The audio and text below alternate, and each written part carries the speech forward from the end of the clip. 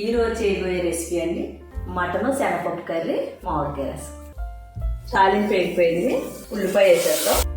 ఉల్లిపాయ వేగిపోయింది, నీట్గా మటన్ వాష్ చేసేసుకుని ఇందులో వేసేసుకోండి.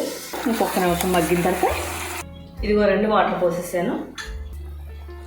ఇందులోనే శనగపప్పు వేసేసి గ్యాస్ కట్టేసుకుని గిన్నెలోకి సర్వ్ చేసేసుకున్నాం. రసం తయారైపోయింది. కలర్ చూసారా ఎంత బాగుందో, ఏదో సాంబార్ టైప్లో ఉంది. తిన్నోటి మా అమ్మ గుర్తొస్తున్నారండి, చాలా బాగుంది. తప్పకుండా ట్రై చేయండి. మరి ఇందులో రసం పూస్తుంటే ఇంకా బాగుంటుంది కదా. ఈ మటన్ ముక్క వేసుకుని ఈ పీస్ ఇలా వేసుకుని తింటాం కూడా ఒక కళ్ళేనండి, చాలా బాగుంది. మామిడికాయ రసం పెట్టుకోండి, మటన్ కర్రీ వండుకోండి.